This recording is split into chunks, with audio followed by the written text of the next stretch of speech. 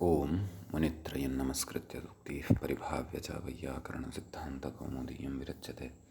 सर्वेभ्यः श्रोतृभ्यः नमः। अस्माभिः गतपाठे यत् पठितं तद् एकवारं स्मरामः। वयं वैयाकरणसिद्धान्तकौमुदी इत्याख्यस्य ग्रन्थस्य तत्र अजन्तनपुंसकलिङ्गप्रकरणे भवामः। प्रकरणस्यास्य अस्माकं क्रमे तत्र षष्ठः पाठः गतपाठः प्रवृत्तः।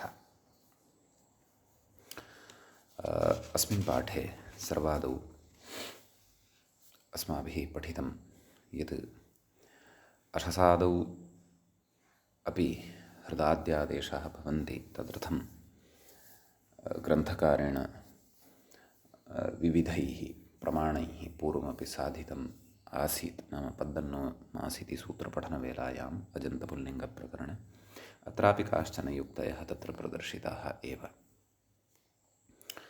तत्र मांसपचन्याः उखायाः इत्यत्र कश्चन विचारः अस्माभिः विगतपाठे पठितः।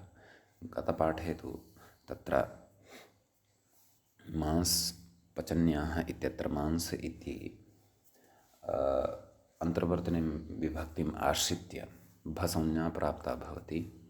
क्षन्तव्यः, पदसंज्ञा प्राप्ता भवति। तस्मात् संयोगान्तस्य लोपः इत्यनेन संयोगान्तलोपस्य प्रसक्तिः भवति।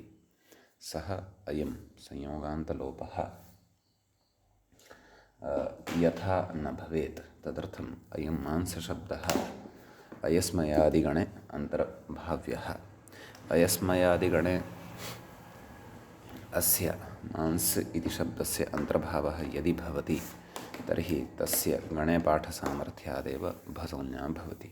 यतः अयस्मयादीनि छन्दसि इति इत्यत्र अयस्मयादीनि छन्दसि इति गणे तादृशाः शब्दाः पठ्यन्ते येषां लक्ष्यानुरोधेन पदसंज्ञापि भवति भसंज्ञापि भवति। नाम अपेक्षायां पदसंज्ञा भवति, अपेक्षायां भसंज्ञा अपि भवति लक्ष्यानुरोधेन। ततः पदसंज्ञायाः भसंज्ञायाः बाधात् प्रकृते संयोगान्तलोपः न भवति इति मूले उक्तम्। सोऽयं विषयः अस्माभिः विस्तरेण चर्चितः। तदनन्तरं तत्र पद्दन्नो मास इत्यत्र छन्दसि इति वृत्तौ अनुवर्तितम्। परन्तु छन्दसि एव अयं विधिः अस्ति इति नास्ति इति व्याख्यात्र अत्र ध्वनितं। तत्र कारणमपि दर्शितं। तत्र उक्तं तथापि अपोभिः इत्यत्र मासश्छन्दसि इति वार्तिके छन्दोग्रहणसामर्थ्यात् लोकेऽपि क्वचित्। नाम तत्र मासः छन्दसि इति उच्यते। तेन वार्तिकेन नाम मास इत्यस्य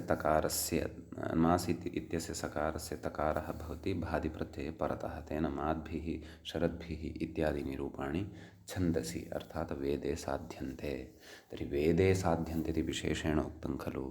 तर्हि वेदे एव अयमादेशः भवति। ततः तस्य अर्थः कः? नाम लोके न भवति इति अर्थः खलु। अतः लोकेऽपि एते प्रयोगाः भवन्ति इति भाष्यवचनं तत्र ज्ञापकं भवति। अतः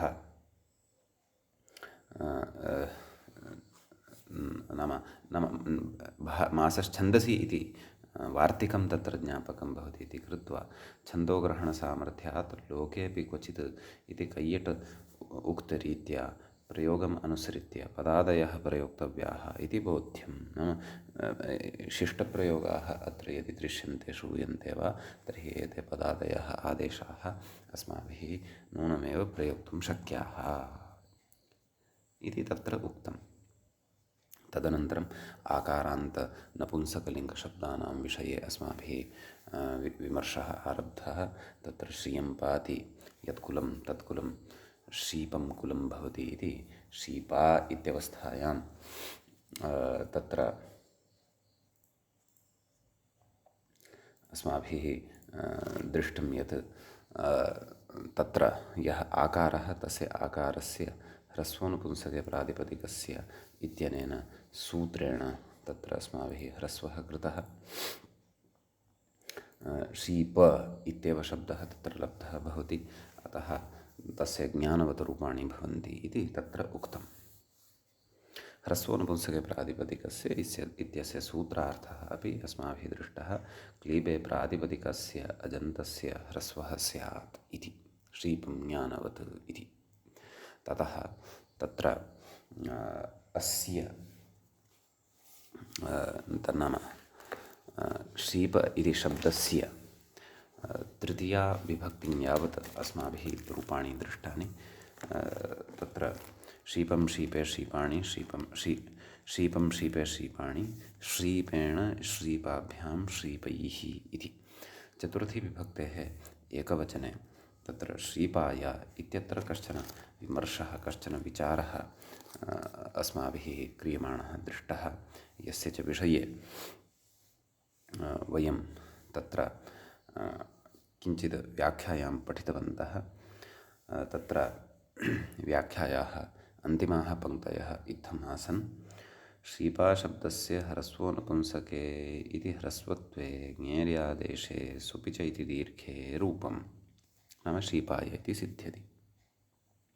ततः तत्र उक्तं सन्निपातपरिभाषा तु कष्टाय इति निर्देशात् न प्रवर्तते इति प्रागुक्तं। नाम तस्याः परिभाषायाः अत्र प्रवृत्तिरेव नास्ति इति वयं पूर्वमेव उक्तवन्तः स्मः।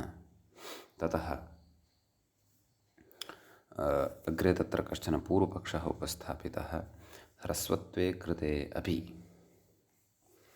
प इत्यस्य एकदेशविकृतन्यायेन एकदेशविकृतमनन्यवत् धातुत्व अनपायात्, नाम तस्य धातुत्वं तु कथञ्चित् अपगच्छति इति तु नास्ति। एकदेशविकृतमनन्यवत् इति द्वारा प यः ह्रस्वः जातः वर्तते तस्य ह्रस्वस्यापि नाम सः ह्रस्वः अपि अन्यवत् न भवति, तद्वदेव भवति इति तत्र तस्य न्यायस्य प्रवृत्त्या ह्रस्वः प अपि पावदेव वर्तते। अतः तस्य आकारान्तधातुत्वमपि वर्तते एव। कथयति दीर्घे कृते, नाम सुपि च इत्यनेन दीर्घं यदा कुर्मः तदा ततः एकदेशविकृतन्यायेन तस्य धातुत्वमपि अस्ति एव। यतः आदौ ह्रस्वोनपुंसके प्रातिपदिकस्य इत्यनेन ह्रस्वः कृतः, तदनन्तरं तस्य दीर्घत्वमपि क्रियते एव किल। कथयति आकारान्तत्वाच्च, नाम अधुना अस्य आकारान्तत्वं लभ्यते एव किल। आतो धातोः इति आल्लोपः स्यात्, नाम आतो धातोः इत्यनेन आकारस्य एव लोपः स्यात्। आकारस्य लोपः यदि जातः तर्हि तु क्षिप्य इति अनिष्टं रूपं चतुर्थी विभक्तेः एकवचने स्यात् इति एतावान् पूर्वपक्षः अस्माभिः गतपाठस्य अन्ते व्याख्यायाः पङ्क्तीः आश्रित्य ज्ञातः। जानीमः क्षिपाय इत्येव रूपम् अपेक्षितं, क्षिप्य इति तु अनिष्टं रूपं भवति। अतः तस्य नाम तस्याः अनिष्टतायाः अत्र शङ्कितायाः अग्रे अस्माभिः निरासः करिष्यते, तस्य निवारणं करिष्यते इति एतावान् विषयः अस्माभिः गते पाठे पठितः। अयञ्च अजन्तनपुंसकलिङ्गप्रकरणस्य तत्र षष्ठः पाठः अस्माकं क्रमे प्रवृत्तः। अधुना तावत् सप्तमः पाठः अस्य प्रकरणस्य अस्माकं क्रमे तत्र आरब्धः भवति, अजन्तनपुंसकलिङ्गप्रकरणस्य।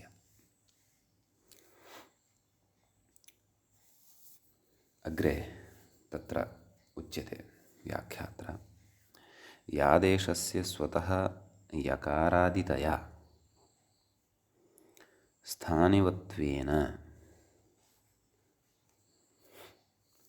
स्वादिप्रत्ययतया च तस्मिन् परे भत्वस्यापि सत्वात्। एवं किल, नाम भत्वम् अपि अस्य वर्तते इति भावः। नाम यादेशः यः कृतः कस्य स्थाने, ङेः, ङे इति प्रत्ययस्य स्थाने, समीचीनं कथयति स्वतः यकारादितया तस्य यकारादित्वमपि वर्तते नाम ञञादित्वमपि भवति सुपि च इत्यस्य कृते ञञादिपरकत्वमपेक्षितं खलु स्थानिवत्वेन स्वादिप्रत्ययतया च नाम स्थानिवद्भावेन तस्मिन् सुप्तधर्मः अपि अस्ति एव यथा रामाय इत्यादिषु अस्माभिः प्रयुक्तं तस्मिन् परे नाम सः यदा परतः भवति तदा भत्वस्यापि सत्त्वात् तस्य भत्वमपि वर्तते कस्य श्रीप इत्यस्य एवं किल यतोहि अत्र भत्वं कुतः विचार्यमाणं वर्तते इति चेत् तत्र आतो धातोः किं भत्वस्य अपेक्षां करोति वा सत्यम् आकारान्तस्य धातोः भस्य लोपः स्यात् इत्युच्यते आतो धातोः इत्यनेन अतः आतो धातोः इत्यस्य सूत्रस्य प्रवृत्त्यर्थं यद्यदपेक्षितं तत्तत् सर्वमपि अत्र अस्ति अतः आ इत्यस्य लोपः स्यात् श्रीप्य इति रूपं स्यात् अत आह किमाह अत्र सन्निपातेति मूले पश्यन्तु अत्र सन्निपातपरिभाषया आतो धातोः इत्याकारलोपो न इति सन्निपातलक्षणो विधिरनिमित्तं तद्विघातस्य इति एवं किल सन्निपातलक्षणम् आश्रित्य यः प्रकृते ङे इत्यस्य स्थाने आ इति यः सम्प्राप्तः वर्तते एवं किल सः अनिमित्तं नाम सः विधिः अनिमित्तं भवति तस्य विघातस्य तस्य कस्य विघातस्य तस्य सन्निपातलक्षणस्य नाम अस्य आ इत्यस्य विघातं कर्तुं नाशं कर्तुम् अयं विधिः कारणं न भवति इति भावः एवं किल तर्हि अत्र आ इत्यस्य लोपः न भवति सन्ति अत्र अन्येपि पक्षाः अस्मिन् समये भवतां मनसि बहवः प्रश्नाः च उत्पन्नाः जाताः स्युः यत् भोः अत्र सन्निपातपरिभाषा प्रवर्तते इति भवान् कथयति पुनः रामाय इत्यादिषु कष्टाय क्रमणे इति निर्देशबलात् सन्निपातपरिभाषा न प्रवर्तते इति अपि भवान् कथयति यद्यपि सा परिभाषा अनित्या इति वयं जानीमः इति भवता उक्तं परन्तु एकस्मिन्नेव स्थले सा प्रवर्तते अपि न प्रवर्तते अपि इति अत्र किं विनिगमकं वर्तते भवान् यत्र इच्छति तत्र अस्याः प्रवृत्तिं कारयति यत्र नेच्छति तत्र न कारयति इति चेत् सत्यं एतादृशाः प्रश्नाः बुद्धौ स्वाभाव्येन उत्पन्नाः भवेयुः परन्तु अचिरेण वयमत्र अग्रिमं विवरणं पठित्वा तत्र स्पष्टीकरणं प्राप्स्यामः यत् प्रकृते परिभाषायाः प्रवृत्तिः भवत्येव रामाय इत्यादिषु तु न भवति तथा हि अग्रे कथयति ननु उपजीव्यविघातकं प्रति उपजीवकं निमित्तं न भवति इति सन्निपातपरिभाषया लभ्यते एवं खलु यथा उपजीव्यस्य विघातकं प्रति प्रकृते उपजीव्यं किं तदेव शीप य तत्र तस्य दीर्घः यः जातः वर्तते शीपा य तत्र शीपा इत्यत्र यः आ अस्ति तस्य विघातकं प्रति नाम तस्य विनाशः भवतु एतदर्थम् उपजीवकं नाम उपजीवकम् इदं यद् वर्तते किं य तन्निमित्तं न भवति नाम कारणं न भवति इति सन्निपातपरिभाषया लभ्यते नाम अयम् अर्थः वर्तते सन्निपातपरिभाषायाः यश्च अर्थः अस्माभिः पूर्वं पठितः कथयति प्रकृते च अदन्तम् उपजीव्य प्रवृत्तस्य यादेशस्य आल्लोपं प्रति कथं निमित्तत्वं नाम अत्र उच्यते अत्र यः आकारः वर्तते वस्तुतः तम् आकारमादाय तु य नोत्पन्नः खलु अत्र तु यः अकारः अस्ति, नाम मूलावस्थायाम् आकारः आसीत्, तस्य तु ह्रस्वनुपुंसके प्रातिपदिकस्य इत्यनेन ह्रस्वः कृतः। अपि च ह्रस्वः यः अकारः अस्ति तम् अकारम् आदाय, तम् अकारम् आश्रित्य एषः यकारः उत्पन्नः वर्तते, वा न वा? यतः यदा प्रक्रिया अस्माभिः दृष्टा तदा आदौ ह्रस्वः कृतः, तस्य ह्रस्वत्वं सम्पादितं, ततः तत्र अस्माभिः दीर्घः कृतः। किञ्च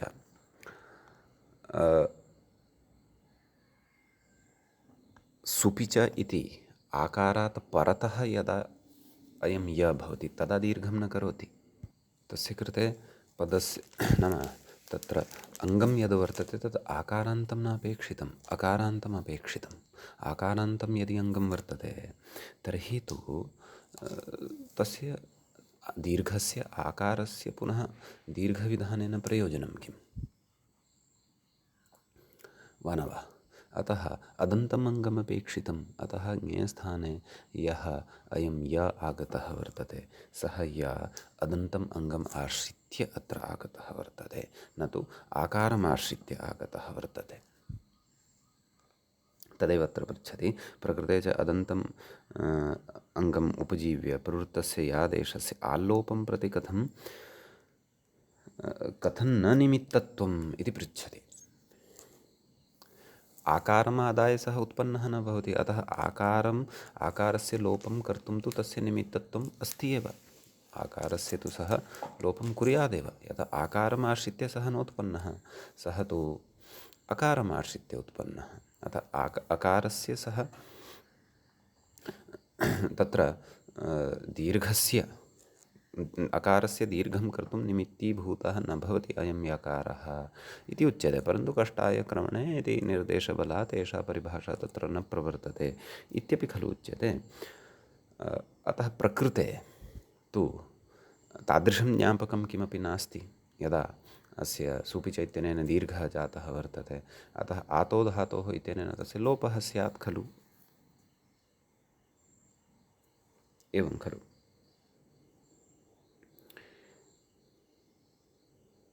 तर्हि पुनः अयं पूर्वपक्षः उपस्थापितः वर्तते। यद्यपि मूले यत् समाधानमुक्तं तदपि बुद्धौ स्थापनीयं। किम्?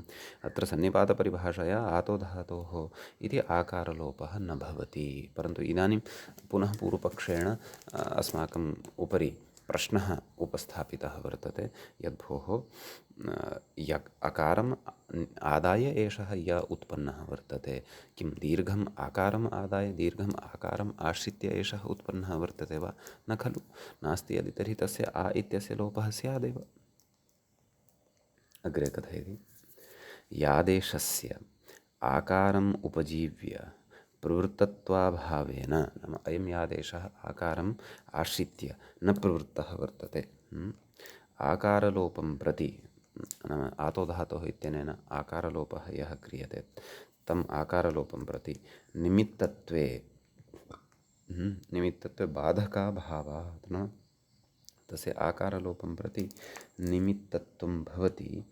अतः निमित्तत्वे सति बाधकं किमपि नास्ति, बाधकाभावात् इति चेत् मैवम् इति यदि भवान् शङ्कते तर्हि एवं न कथनीयम्। अत्र शृणोतु अग्रे समाधानम् इति उच्यते। एतावत्पर्यन्तं प्रवृत्तः यः पक्षः अथवा यः विचारः सः सुष्ठु अस्माभिः बुद्धौ अवधारणीयः। ततः परम् अग्रिमः विषयः अत्र स्पष्टतां गच्छति।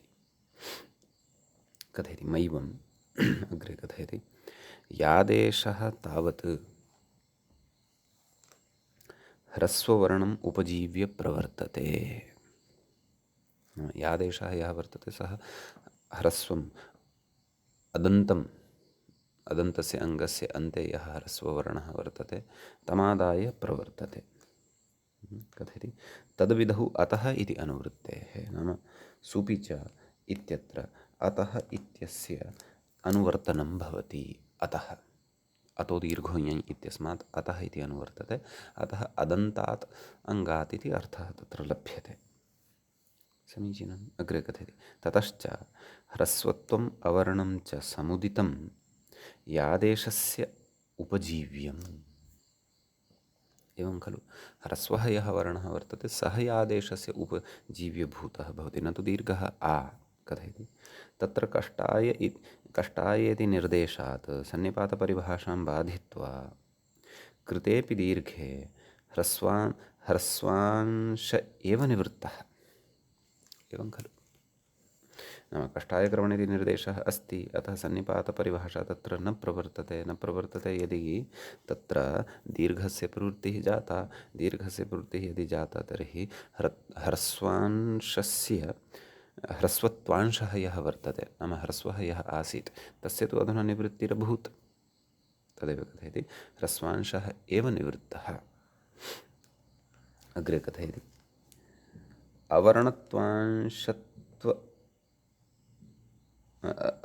अवर्णांशः तु अनुवृत्तः एव। नाम अवर्णत्वांशः यः वर्तते तस्य तु अनुवर्तनं वर्तते एव। सुपि च इत्यत्र। एवं खलु।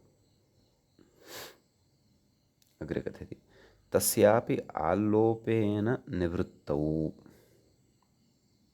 नाम आकारलोपः यदि क्रियते तर्हि अवर्णः यः अस्ति, यस्य स्थाने आ जातः वर्तते, सः अवर्णः अपि गतः एव खलु।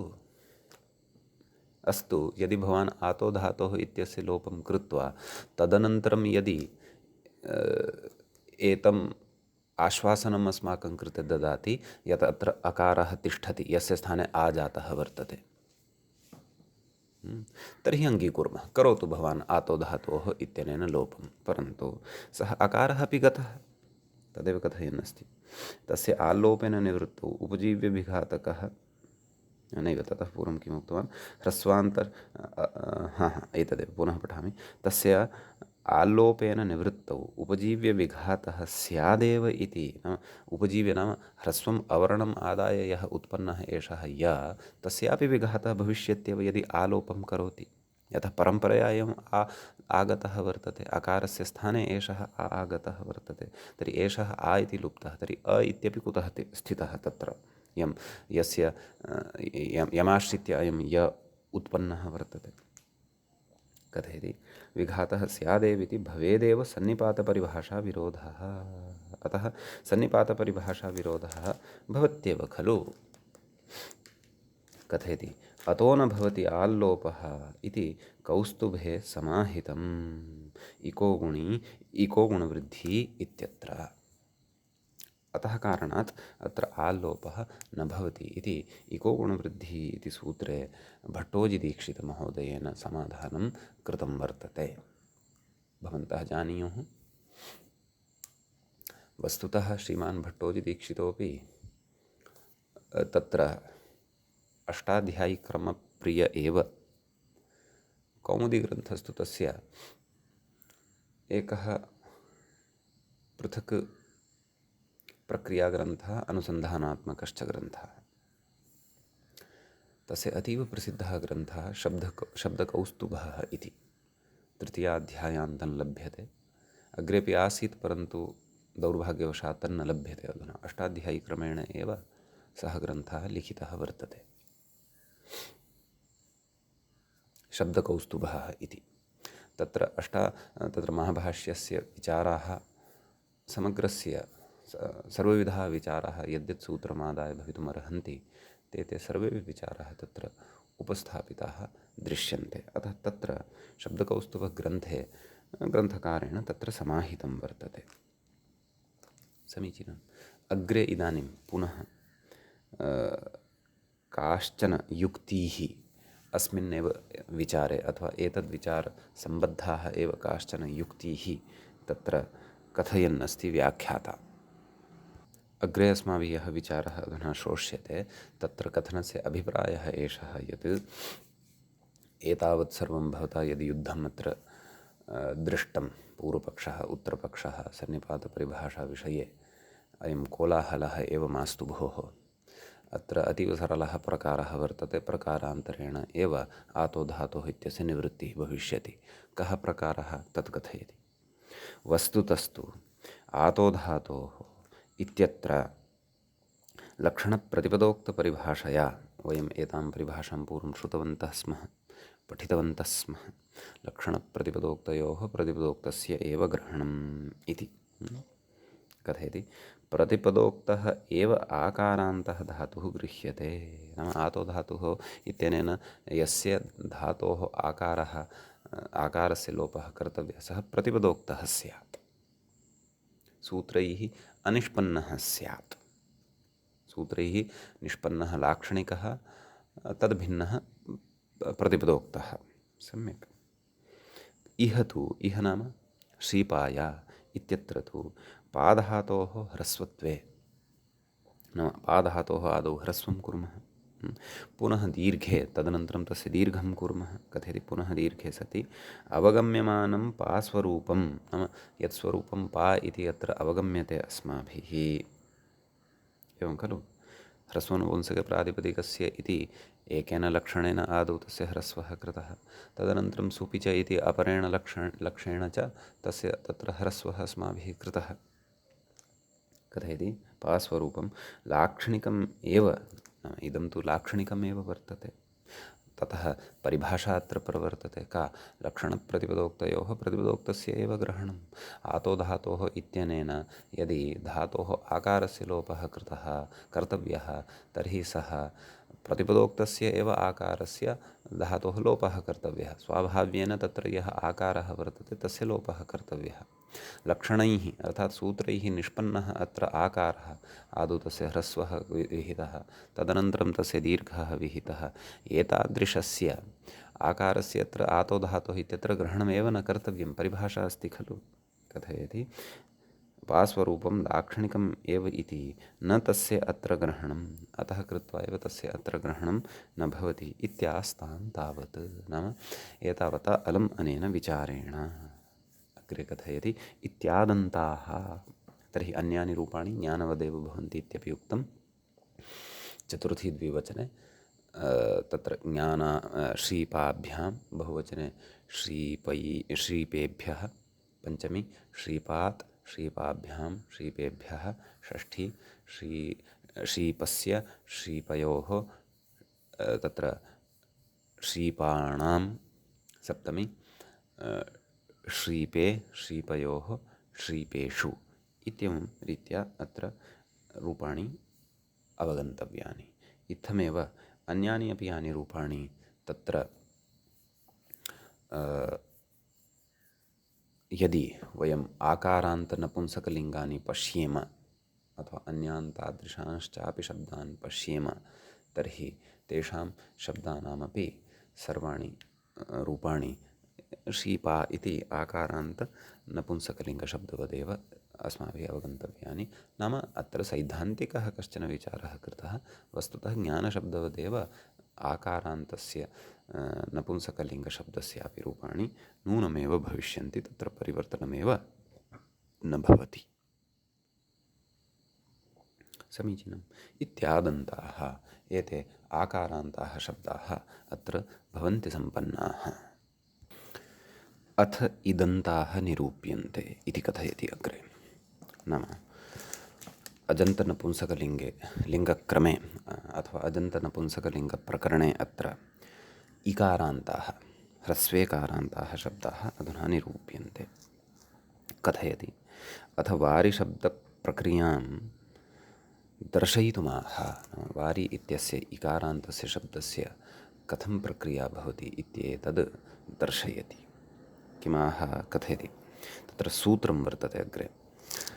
सूत्रं च एवं वर्तते, स्वमोर्नपुंसकात् इति। अस्माभिः असकृत एतावता अस्य सूत्रस्य श्रवणं कृतं, परन्तु प्रक्रियाक्रमानुरोधेन अधुना इदं सूत्रं पठ्यमानं वर्तते। तत्र कथयति, नाम आदौ पदच्छेदः अस्माभिः द्रष्टव्यः। स्वमोः इति एकं पदं भवति, पदमिदं षष्ठ्यन्तं भवति, षष्ठीविभक्तेः द्विवचनान्तं भवति। नपुंसकात्, नपुंसकात् इति पञ्चम्यन्तं पदं भवति। अस्य नाम स्वमोः इत्यत्र विग्रहः अस्माभिः ज्ञेयः भवति। सुश्च अंच स्वमौ तयोः स्वमोः एवं रीत्या विग्रहः भवति।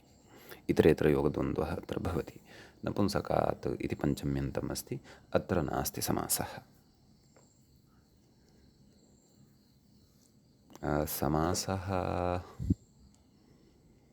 भ्राण्णपान्नवेदान इति अयं शब्दः निपात्यते।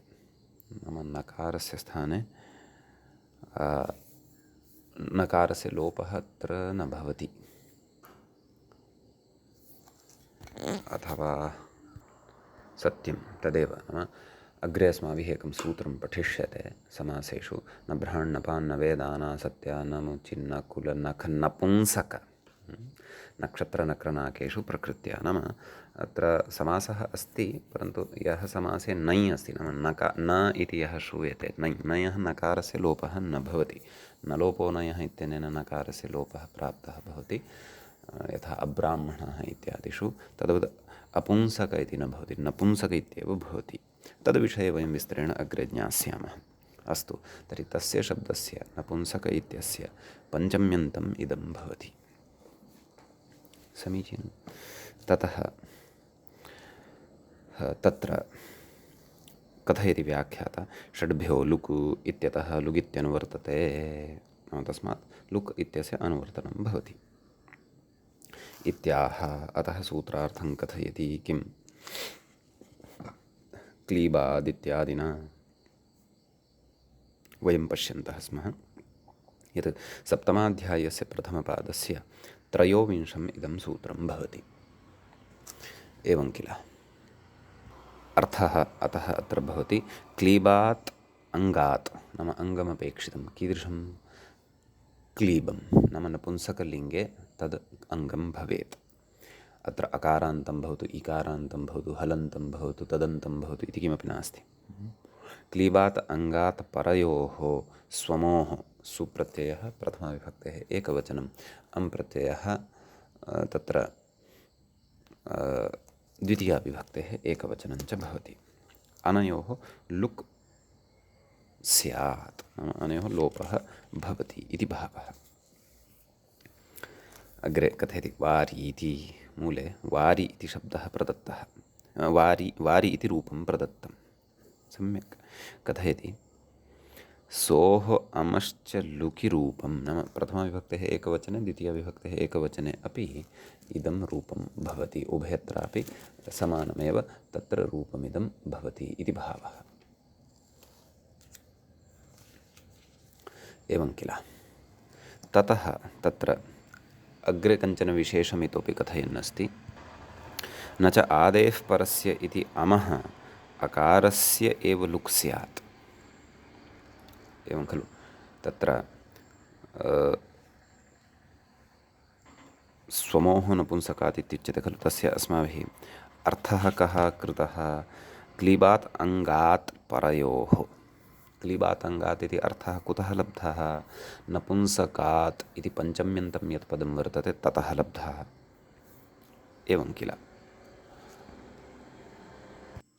तर्हि अत्र तदेव न च आदेः परस्य इति अमः अकारस्य एव लुक् स्यात्। अस्माभिः आदेः परस्य इति सूत्रं पठितं। कस्तस्य अर्थः?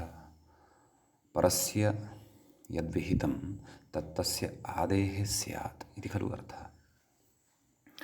अत्र नपुंसकात् परस्य कार्यं विधीयते। नपुंसकात् परः कः वर्तते? सुप्रत्ययः वर्तते अथवा अं वर्तते। एवं खलु। अतः तत्र आदौ स्वमोर्नपुंसकात् इति अपि प्रबाध्यादौ अमादेशः भवति। एवं खलु।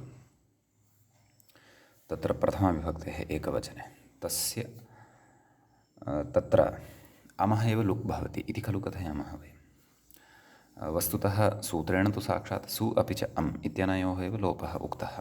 तर्हि अयं विषयः वस्तुतः द्वितीयाविभक्तेः एकवचने चिन्त्यः। एवं खलु। नाम आदेः परस्य इति अमः अकारस्य एव लुक् स्यात्। परस्य यः विहितः, कः विहितः, अम् विहितः, तस्य आदिः कः, तस्य आदिः अ, तस्य अमः एव लुक् स्यात्, न तु मकारस्यापिति शङ्क्यं, परन्तु तत्र यः मकारः वर्तते तस्यापि लुक् भवति इति तु न शङ्कनीयम्।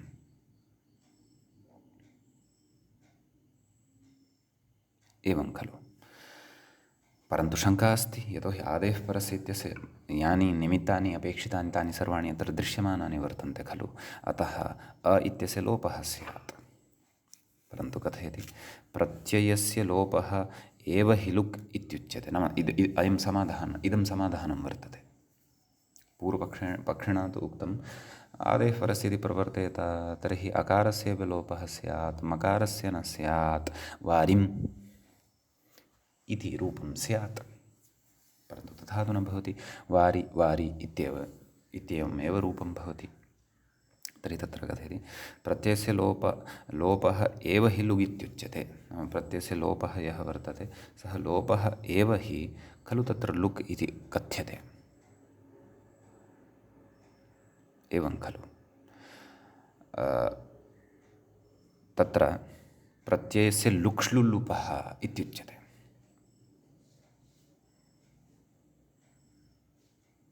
एवं खलु। अग्रे उच्यते अम् इति समुदाय एव इह प्रत्ययः। अकारमकारयोः यः समुदायः वर्तते, अकारमकारयोः यः सङ्घातः वर्तते, सः अत्र वस्तुतः प्रत्ययः वर्तते। समीचीनं। न तु तदेकदेशभूतम् अकारमात्रं, तस्य एकदेशभूतः यः क्षन्तव्यः, न तु एकदेशभूतम् अकारमात्रम् इति न पठनीयं। सत्यं, तथैव वस्तुतः वक्तव्यम्। एकदेशभूतम् अकारमात्रं, वस्तुतः एकदेशभूतमकारमात्रम् इत्यपि वक्तुं शक्नुमः, परन्तु अत्र मकारस्य लोपचर्चा नास्ति, अत्र अकारस्य लोपचर्चा वर्तते आदेः परस्य इत्यनेन। न प्राधान्येन तु अम् इत्यस्य लोपस्य लुकः चर्चा वर्तते, परन्तु आदेः परस्य इति प्रसङ्गानुरोधेन परस्य आदिः अकारः लुप्येत, तदेव अत्र उच्यते। न तु नाम लुक् कर्तव्यः यदि, तर्हि लुक् भोः प्रत्ययस्य भवति सर्वदापि। परस्य यः आदिः वर्तते सः तु प्रत्ययः न, तदेव कथयति। न तु नाम अम् इति अनयोः यः सङ्घातः, नाम यः समूहः वर्तते सः अत्र प्रत्ययः वर्तते। समीचीनम्। अत्र तस्य एकदेशभूतः मकारः क्षन्तव्यः, अकारः प्रत्ययः तु नास्ति। अतः अग्रे कथयन् अस्ति अतो लुक् अमः सर्वादेशः एव भवति इति कारणात् अम् इत्यस्य समग्रस्य स्थाने अपि लुक् इति आदेशः, लुक् नाम अदर्शनमेव, सर्वस्यापि भवति। अतः आदेः परस्य इति परस्य आदेः एव भवेत् इति तु न शङ्कनीयम् इति भावः। समीचीनम्। एतावान् अत्र कश्चन अस्मिन् विचारे विशेषः भवति। तर्हि अस्माकं प्रथमाविभक्तेः एकवचनस्य, द्वितीयाविभक्तेः एकवचनस्य च रूपम् अत्र, द्वितीयाविभक्तेः एकवचनं च अत्र सिद्धं, वारि इति। समीचीनम्। अग्रे कथयति तर्हि अधुना सत्यं द्विवचनस्य रूपाणि साधनीयानि खलु। प्रथमाद्विवचनं, द्वितीयाद्विवचनं, तदनन्तरं सम्बोधनद्विवचनं, सम्बोधनबहुवचनं च, द्विवचनं बहुवचनं चापि साधनीयं। तत्र द्विवचनाय बहुवचनाय च अपेक्षितं यत् सूत्रं वर्तते तत् सूत्रम् अधुना अत्र अग्रे अस्ति पठ्यमानं, तदस्माभिः पठनीयं वर्तते। सूत्रं हि वर्तते एवम्। इकोचि विभक्तौ इति, वारिशब्दात् औ इति प्रत्ययः वर्तते खलु, तत्र इदं सूत्रम् आनीय चर्च्यते। वयं पश्यन्तः स्मः सप्तमाध्यायस्य प्रथमपादस्य 73तमम् इदं सूत्रं भवति। एवं किल, अत्र प्रथमं पदं भवति इकः, तदिदं पदं षष्ठ्यन्तं भवति, षष्ठीविभक्तेः एकवचनान्तं भवति। द्वितीयं पदं भवति अचि, इदं सप्तम्यन्तं भवति, सप्तमीविभक्तेः एकवचनान्तं भवति। तृतीयं च पदं भवति विभक्तौ इति। विभक्ति इति शब्दस्य सप्तम्यन्तं भवति, सप्तमीविभक्तेः एकवचनान्तं भवति। आहत्य त्रीणि पदानि अस्मिन् सूत्रे भवन्ति। सम्यक्। किं किम् अत्र अनुवर्तते, के विशेषाः वर्तन्ते, व्याख्याता कथयन् अस्ति, पश्यन्तु। इदितो नुम् धातोः इत्यतः नुमित्यनुवर्तते, तस्मात् नुमः नुम् इति पदस्य अत्र अनुवर्तनं भवति। अपि च किं, नपुंसकस्य झलचः इत्यतः नपुंसकस्य इत्यनुवर्तते। समीचीनम्। अन्यः कः विशेषः अत्र ज्ञेयः सूत्रार्थं ज्ञातुम् इति चेत् कथयति, अङ्गस्य इति अधिकृतम्, अङ्गस्य इति अधिकारे इदं सूत्रं वर्तते। जानीमः यत् षष्ठाध्यायस्य चतुर्थपादस्य प्रथमसूत्रादारभ्य सप्तमाध्यायसमाप्तिं यावत् अङ्गाधिकारो भवति। कथयति, अङ्गस्य इति अधिकृतम् इका विशेष्यते, नाम इक् इति यः शब्दः अत्र पठितः इकः इति षष्ठ्यन्तत्वेन तेन सह विशेष्यते, अतः तदन्तविधिः भवति इति अग्रे उच्यते। समीचीनं। तदाह अतः कथयति किम्, इगन्तस्य इत्यादिना मूले सूत्रार्थं पश्यन्तु। इगन्तस्य क्लीबस्य नुमागमः स्यात् अचिविभक्तौ। इगन्तं यत् क्लीबं वर्तते तस्य नुमागमः भवति कदा, यदा अजादिः विभक्तिः परतः भवति तदा। या कापि विभक्तिः न, केवल अजादिः विभक्तिः परतः अपेक्षिता।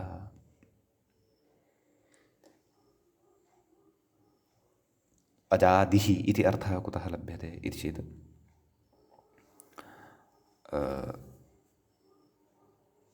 यस्मिन् विधिस्तदादावल्ग्रहणे तदन्तविधेः अपवादपरिभाषा या भवति तया लभ्यते। सा च परिभाषा वान्तोयि प्रत्यये इत्यादिषु व्याख्यासु अस्माभिः स्फुटीकृता। येन विधिस्तदन्तस्य इत्यत्रापि तद्विषये चर्चा कृता। अग्रे कथयति, अचिविभक्तौ इति व्याख्याता कथयति, अजादौ विभक्तौ इत्यर्थः। यथा मूले तु अचिविभक्तौ इत्येव उक्तम्, इगन्तस्य क्लीबस्य नुमागमः स्यात् अचिविभक्तौ, परन्तु अत्र अजादौ विभक्तौ इत्युक्तम्। समीचीनम्। अग्रे कथयन्नस्ति व्याख्याता, इकोचि सुपि इत्येव सुवचम्, नाम लाघवेन एव सूत्रं कथयितुं शक्यते स्म इति। लाघवप्रियाः खलु पाणिनीयाः वयं, स्वयं सूत्रकारोऽपि। तथापि सूत्रकारः अत्र इकोचि सुपि इत्येव कथयति स्म चेदपि अपेक्षितस्य अर्थस्य लाभः अत्र प्राप्यते स्म। इकोचि विभक्तौ, विभक्तौ इति वचन इति कथनापेक्षया सुपि इत्येव वक्तव्यं, लाघवं भवति। यतः सुप् अपि विभक्तिरेव खलु वर्तते। समीचीनम्। अस्तु, कथयति, परन्तु व्याख्याता उपदिशेत् नाम एवं रीत्या इदं वचनं तस्य तदीयं स्वकीयं, नाम तस्य स्वकीयम् अभिमतं, परन्तु सूत्रसंरचने लाघवपूर्वकतया वा गौरवपूर्वकतया वा मुनिः स्वतन्त्रः। स्वतन्त्रस्य मुनेः नियन्तुम् अशक्यत्वात् यथा तेन वचनं लिखितं तथैव अस्माभिः तद् ग्राह्यम्। तत्र विमर्शः भवितुमर्हति, स एव विमर्शः व्याख्यात्रा कृतः वर्तते। एवं न भवतु इति तु नोक्तम् इत्येव सुवचं, नाम लाघवं भवितुम् अर्हति इतोपि इति तावदेव। अस्तु, आम्, अग्रे रूपाणि साधनीयानि वर्तन्ते। ततः पूर्वं कथयति, विभक्तौ किम्, नाम सूत्रे विभक्तौ इति कुतः उक्तं।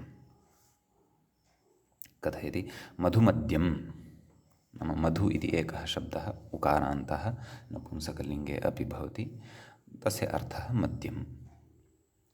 तस्येदं माधवम्, एवं खलु, तस्येदम् इत्येतस्मिन् अर्थे तद्धितः अणप्रत्ययः क्रियते, तदेव कथयन्नस्ति अणि। तर्हि मधु अण, मधु अ एवं खलु। तर्हि कथयति अणिपरे नुमि टिलोपः, अणिपरे नुमि टिलोपे माधम् इति स्यात्। एवं खलु। मधु अण् इत्यवस्थायां नुं क्रियेत, नाम एतत् सर्वमपि कदा, यदि विभक्तिः, विभक्तौ इति पदं यदि न पठ्येत। एवं खलु। वस्तुतः माधवं तत्र तस्य विचारस्य अपि अवगमनात् पूर्वं प्रकृते माधवम् इत्यस्य रूपसिद्धिः अवश्यं ज्ञातव्या। तदादौ वदामि। मधोः इदम् इत्यस्मिन् अर्थे तस्य इदम् इत्यनेन सूत्रेण अण् इति प्रत्ययः भवति, मधु अण्। तदनन्तरं मधु इत्यत्र यः उकारः वर्तते तस्य उकारस्य स्थाने ओकारः भवति, मधो अ। तस्य ओकारस्य स्थाने अवादेशः भवति, आदिवृद्धिरपि भवति। मकारोत्तरवर्ती यः अकारः वर्तते किल, तस्य तद्धिते शोचामादेः इत्यनेन वृद्धिरपि भवति, माधो अ। तदनन्तरम् अवादेशः भवति माधव अ, माधव।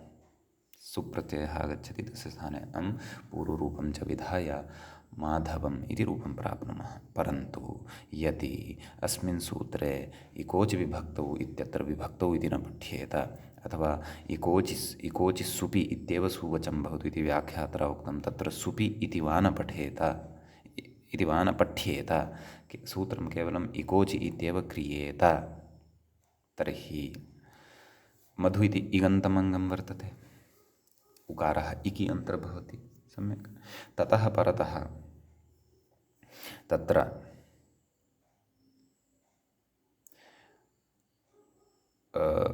यः कोऽपि भवतु, अजादिः भवतु, यः कोऽपि भवतु, विभक्तिसंज्ञकः भवतु वा न वा भवतु, सम्यक्। अतः अजादिप्रत्यये परतः तत्र नुं स्यात् मधु इत्यस्य। तर्हि का स्थितिः स्यात्, मिथुजोन्त्यात् परः इति परिभाषाबलात् मधु इत्यस्य अन्ते आगत्य नुं तिष्ठेत्। मधु न ततश्च अ, नुमि सति नान्तत्वम् अस्य सम्पन्नं भवेत्, भवत्येव, कस्य, मधुन् इति शब्दस्य। ततः नस्तद्धिते इति सूत्रं प्रवर्तेत। तेन किमुच्यते, नान्तस्य भस्य टेर् लोपः स्यात् तद्धिते प्रत्यये परतः। नान्तमिदं वर्तते, स्वादिप्रत्ययः परतः वर्तते अण् इति, अतः अस्य भसंज्ञा भवति यचिभम् इत्यनेन। अतः टेर् लोपः स्यात्, आदिवृद्धिस्तु अस्ति एव। तर्हि टिभागः कः वर्तते, उन् इति अस्ति, तस्य लोपः स्यात्। तर्हि माध माध सु अं पूर्वरूपं माधम् इति अनिष्टं रूपं स्यात्। रूपं तु किमपेक्षितं, माधवम्। अतः यस्मिन् कस्मिन्नपि अचि परतः नुं न भवतु इगन्तस्य नपुंसके विद्यमानस्य, एतदर्थमेव तत्र विभक्तौ इति पदं पठितम् इति भावः। समीचीनम्। अस्तु। ततः अत्र अग्रे रूपं साध्यते।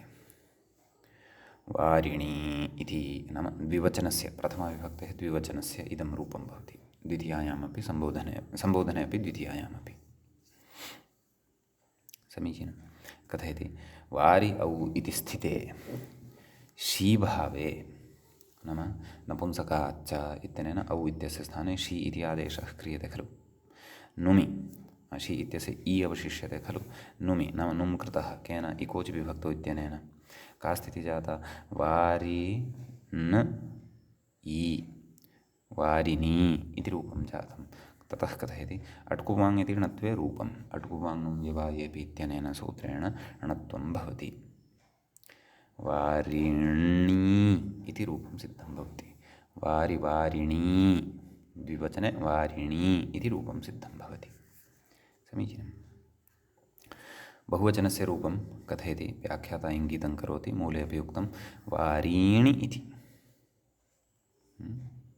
कथयति तदेव वारिशब्दात् जस् प्रत्ययः शस् प्रत्ययः अपि भवितुम् अर्हति, यतः उभयत्र समाना व्यवस्था वर्तते।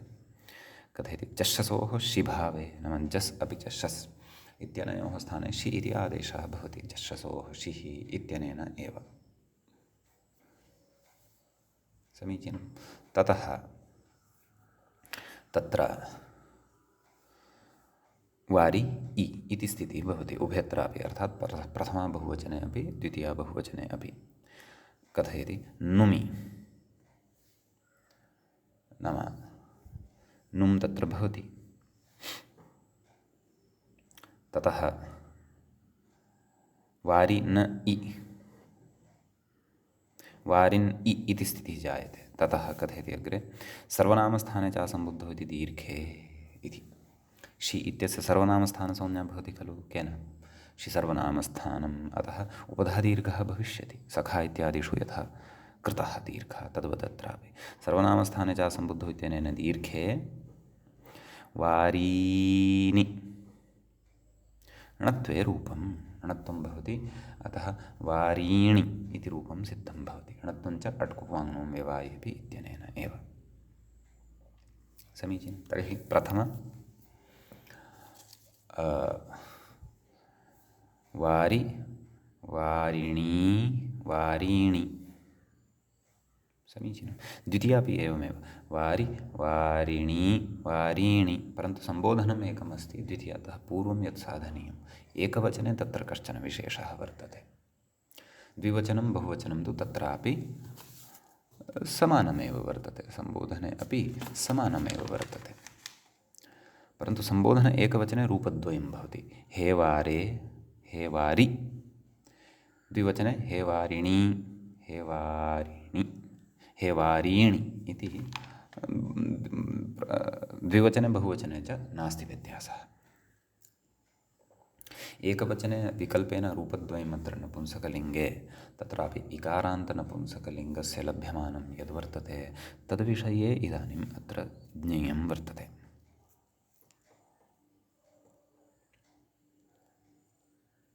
अग्रे कथयति व्याख्याता हे वारिसु, नाम सम्बोधने हे इति कुतः योज्यते, सम्बोधने इदम् इति ध्वनयितुं। हे वारिसु इत्यत्र सोर्लुकि, नाम सुप्रत्ययस्य लुकि सति प्रक्रियां दर्शयति, एवं खलु। स्वमोर्नपुंसकात् इत्यनेन सोः लुक् क्रियते खलु, अतः हे वारि इति अवशिष्यते, तत्र प्रक्रिया दर्श्यते। पक्षे इति मूले अवलोक्यताम्। नलुमताङ्गस्य इति निषेधस्य अनित्यत्वात् पक्षे सम्बुद्धिनिमित्तो गुणः इति, एवं खलु। नाम सु इत्यस्य लुक् जातः, तर्हि नलुमताङ्गस्य इति प्रवर्तते खलु। लुमता लुप्ते सति अङ्गकार्यं न भवति। प्रकृते लुमता लुप्तः यः लुमान् कः लुक्, तेन लुप्तः कः सु, सम्बुद्धिसंज्ञकः यः सु वर्तते सः लुप्तः। अतः प्रत्ययलक्षणं न भवति, नाम लुमता लुप्ते सति अङ्गकार्यं न भवति इति भावः। अङ्गकार्यं प्रकृते किं? ह्रस्वस्य गुणः इति।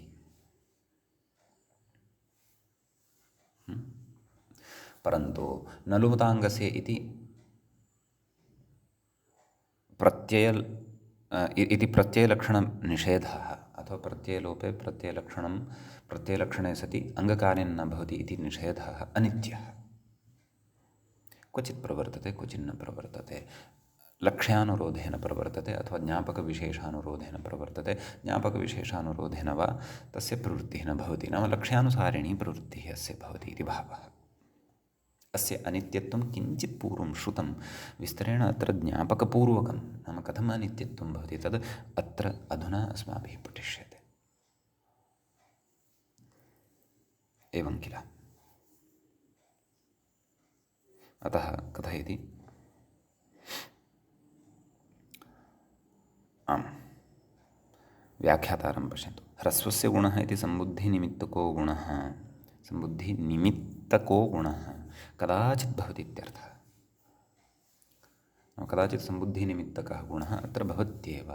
तर्हि प्रकृते प्रत्ययलक्षणाभावे सत्यपि, नाम नलुमुताङ्गस्य इत्यस्य सत्त्वे अपि तस्य अनित्यत्वात् क्वचित् तस्य, नाम कदाचित् तस्य प्रवृत्तिः नास्ति अपि। प्रवृत्तिः नास्ति यदि, तर्हि प्रत्ययलक्षणे सति अङ्गकार्यं भविष्यति।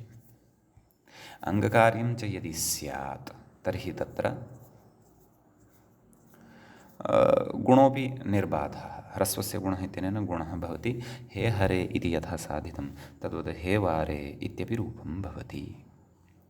अयमेव आशयः मूले उक्तायाः पङ्क्तेः नलुमुताङ्गस्य इति निषेधस्य अनित्यत्वात् पक्षे सम्बुद्धिनिमित्तो गुणः इत्यस्याः। सम्यक्। तदेव कथयति अग्रे, एतामेव पङ्क्तिं व्याख्यान् अथवा व्याचक्षाणः अग्रे कथयति। नन्विह सम्बुद्धेर्लुकालुप्तत्वात् नलुमुताङ्गस्य इति प्रत्ययलक्षणनिषेधात् कथं गुणः इत्यतः आह। नाम गुणः कथं भवति इत्यतः कथ्यते किं नलुमुताङ्गस्य इति। तदेव मूले उक्तमेव। नलुमता इति निषेधस्य अनित्यत्वपक्षे सम्बुद्धिनिमित्तो गुणः इति। अतः कदाचित् प्रत्ययलक्षणस्य अभावः, यत्र प्रत्ययलक्षणत्वेन तत्र नलुमुताङ्गस्य नाम प्रत्ययलक्षणस्य निषेधः यत्र नलुमुताङ्गस्य इत्यनेन उच्यते तत्र तु अङ्गकार्यं न भवति। नलुमुताङ्गस्य इत्यनेन अङ्गकार्यं न भवत्येव। अतः हे वारि इत्येव रूपं भवति। अतः द्विविधं रूपम् अत्र मन्तव्यम्। वस्तुतः लक्ष्यम् आदौ हे वारे हे वारि इति द्विविधं रूपम् आदौ, ततः परं तत्र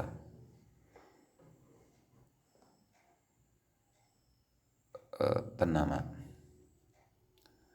अस्माभिः नित्यम् अनित्यत्वं वा शास्त्रे निर्णीयते। यतः प्रयुक्तानां शब्दानाम् इदमन्वाख्यानम् अस्ति इति तु कदापि न विस्मर्तव्यम्। अस्तु, अधुना नलुमुताङ्गस्य इति अनित्यतां भजते इत्यत्र किं विनिगमनम्, तद् अधुना अग्रे अत्र उच्यमानं वर्तते। तस्य विषये चर्चा क्रियमाणा वर्तते। यद्यपि मूले एषा चर्चा नोक्ता तथापि अत्र ज्ञातव्यं वर्तते। ततः परमेव अग्रिमाणि यानि रूपाणि वर्तन्ते वारिशब्दसम्बन्धीनि, तेषां रूपाणाम् अपि वयं स्पष्टीकरणं करिष्यामः। अग्रे उच्यते अथ च अत्र च इकोचि विभक्तौ इत्यत्र अजग्रहणं ज्ञापकम्। वस्तुतः इदं सूत्रं यदस्माभिः अत्र पठ्यमानं वर्तते इकोचि विभक्तौ, अस्य इङ्गितं किञ्चित् मया पूर्वमपि कृतमासीत्, परन्तु अधुना तु वयं विस्तरेण पठिष्यामः एव। अस्मिन् सूत्रे अचि इति पदं यद् गृहीतं तत्पदम् एव वस्तुतः ज्ञापकं भवति। कथं ज्ञापकं भवति तदुच्यमानं वर्तते। कथयति हलादिषु भ्यामादिषु सत्यपि नुमि। हलादयः सुपः के वर्तन्ते, भ्यां भ्यस् एवं खलु। अन्ये तु सर्वेपि अजादयः एव वर्तन्ते। सुप् इत्यपि अस्ति अन्ते। कथयति नुमि न लोपः प्रातिपदिकान्तस्य इति तस्य लोपसम्भवात् अचि इति व्यर्थं वा न वा। यदि नाम नुं जातः चेदपि न लोपः प्रातिपदिकान्तस्य इत्यस्य प्रवृत्तिः भवत्येव खलु, नकारस्य लोपः भविष्यत्येव खलु। तर्हि अचिति किमर्थं वक्तव्यं। न लोपः प्रातिपदिकान्तस्य इत्यनेन एव नुम् आगतश्चेदपि तस्य लोपः भवति, तर्हि अचिति वक्तव्यं वा, न वक्तव्यं खलु। अतः एव अयम् अच ग्रहणमत्र ज्ञापकं भवति यत् तत्र नलुमताङ्गस्य इत्यस्य अनित्यता भवति। कथं भवति इत्यत्र इतोपि वक्तव्यं वर्तते, इतोपि प्रतिपादनीयं वर्तते। तत्सर्वं वयम् अग्रिमे पाठे विचारयिष्यामः। अद्यतनपाठः तावत् अत्रैव उपसंह्रियते। अत्रैव मङ्गलं कुर्मः। मुनित्रयं नमस्कृत्य उक्तिः परिभाव्य च वैयाकरणसिद्धान्तकौमुदीयं विरच्यते। एवञ्च अजन्तनपुंसकलिङ्गप्रकरणस्य अस्य अस्माकं क्रमे तत्र षष्ठः एषः पाठः सम्पन्नतां गतः। क्षन्तव्यः, सप्तमः एषः पाठः सम्पन्नतां गतः। नमः सर्वेभ्यः श्रोतृभ्यः।